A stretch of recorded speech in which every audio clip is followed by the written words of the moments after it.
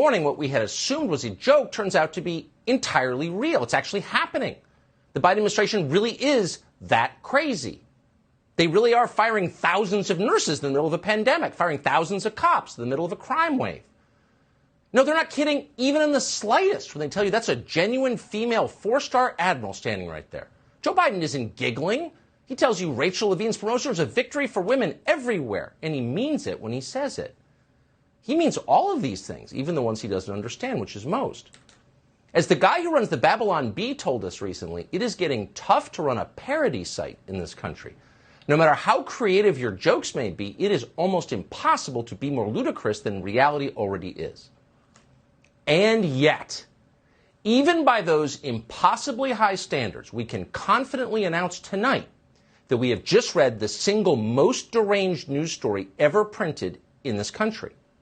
So no matter what happens going forward, and God knows what that'll be, this story will live forever as the high watermark of political lunacy. Mark your calendars. It's October 28th, 2021. This is the day that things couldn't possibly get nuttier. And here it is. According to a piece in this afternoon's Wall Street Journal, the Biden administration has decided to pay reparations to illegal aliens.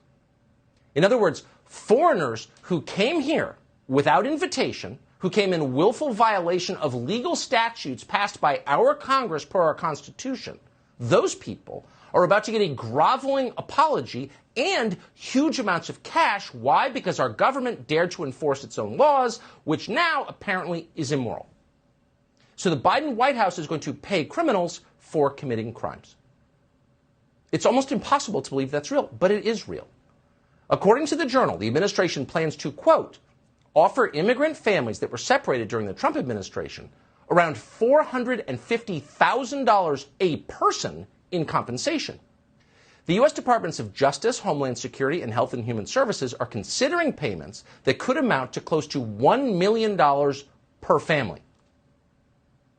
$1 million per family for illegal aliens at exactly the moment that American families are becoming noticeably poorer by the day. You won't be surprised to learn, according to the paper, that nearly 1,000 reparations claims have already been filed. Why not? The total payout from all this? More than $1 billion. So how much is that exactly? Well, let's see. If you're an American citizen who is killed in a war defending your country, our government promises to send your family $100,000. That is less than a quarter of what Joe Biden intends to give illegal aliens for the inconvenience of being deported. They're once again getting $450,000 a piece from your tax receipts. That's more than some of the 9/11 victims got. It's more than any ordinary American ever gets for anything from the U.S. government. Most people in this country just give. Foreigners with no respect for our laws or systems, meanwhile, are hitting the jackpot. So take 3 steps back. You've got to wonder how long this sort of thing can continue. How long before the people who make this country run, who, by the way, are not the same people who run this country, those are two very different groups, but before the people who make this country run decide they have had enough and they're not going to take it anymore. Why pay your taxes at this point? Seriously. It's too insulting. It's too destructive. It is evil. Now, who knows how long it's going to take to get there, but at this rate, it's coming, quick. In the meantime, what can we know? Well, we can be certain how the rest of the world is going to see this announcement. Why wouldn't you cross our border illegally at this point? You'd have to be insane not to. Joe Biden is literally paying people who do it. So not surprisingly, as Fox's Griff Jenkins just reported, new waves of illegal migrants are coming here as fast as they can. Here's one caravan. Chanting liberty, the caravan charges through a checkpoint as the Mexican National Guard stands by watching. The migrants, undeterred by Mexico's Foreign Minister Marcelo Ebrard, who says they are being deceived by the organizers. They tell them, let's go in the caravan. We get to the U.S. and they will let us pass. It's not true. You saw what happened with the Haitians. It's the same thing. But the warning isn't breaking the will of the migrants. That's not stopping us because we got the power of God right next to us, and he's going to open. That is not going to stop us. We're still proceeding. We're still moving. It's not going to stop us. Chanting liberty, the caravan... We act like this is an act of God. We just can't stop it. But that's not what's happening. the Biden administration is actively encouraging this. And more so even today. The legislative framework that Democrats released today would give amnesty to millions and millions of illegal aliens. It's the largest amnesty proposed in the history of this country. The Center for American Progress, which is, of course, closely aligned with the Biden White House, released an analysis of this, and it concluded that nearly 7 million illegal aliens living here would get green cards under this proposal. Specifically, it would legalize anyone here illegally as long as that person could show he or she arrived in this country, follow this, between January 1st, 1972, during the first Nixon administration, and December 31st, 2009. That's a span of 47 years. Quite a strike zone.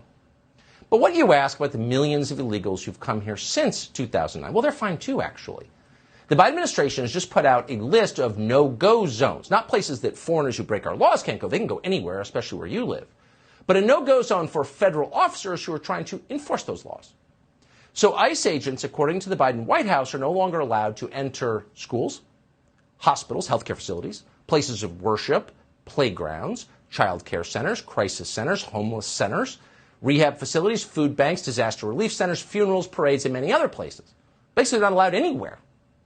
So that's it for immigration laws. They're done. They're totally ignored. They're totally unenforced. The question is, the one that's never asked by anybody, is how exactly do American citizens benefit from these changes? Well, let's see. Here's a recent report from the state of Florida. When Polk County Sheriff Grady Judd discusses this horrific car crash that killed a 5-year-old girl, the anger in his voice is hard to miss. Had he been in his home country last Saturday night, like he should have been, our 5-year-old beautiful little girl would have been alive. But instead, Ernesto Lopez Morales was driving down State Road 60 in Mulberry. He has already drinking 6 32-ounce beers by his own admission. And the sheriff says Lopez Morales was out buying more beer. We're told his headlights were off, he was speeding, and he slammed into the back of a Hyundai Elantra driven by a Plant City mother. The impact crushed the back half of the Elantra, including the back seat, where the 5-year-old was in her car seat. So here's the point of that awful story. That man, Ernesto Lopez Morales, should never have been here in the first place. He was here illegally like millions of others. He didn't even have a driver's license.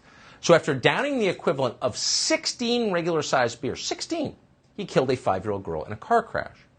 So the question is, what will Joe Biden do about things like this? Well, nothing. We know that for certain because Biden has already announced that drunk driving is no longer grounds for deportation. You only arrest for the purpose of dealing with a felony that's committed, and I don't count drunk driving as a felony. I don't count drunk driving as a felony. Well, that's a big change. Oh, that only applies to people here illegally, not to you.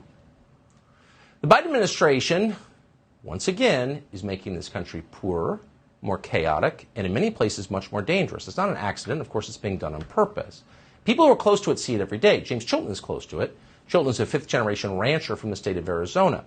His property abuts a 5-mile stretch of the Mexican border. Ooh, woe to him. Because over the last few months, his ranch has been transformed into something unrecognizable. His ranch is now covered with garbage dropped by people coming into this country. Illegal aliens fire weapons at Border Patrol officers as they head back and forth into Mexico. So watching all this happen, watching his land be destroyed by foreigners, Chilton had an idea. So the Biden administration, as you may have noticed, claims it cares deeply about the environment, about something called ecological justice, and this seemed unjust. So Chilton called the Forest Service for help. Maybe they would save his patch of the environment from being poisoned and destroyed. But no, they didn't. The Forest Service said they couldn't come to Chilton's ranch because the property was too dangerous to patrol. Federal agents can't even go there. This is America.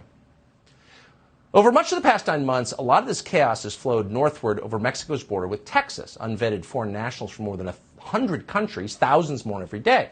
Several times in the show, we've asked what the state of Texas plans to do about this. How can Texas help to save the rest of the country?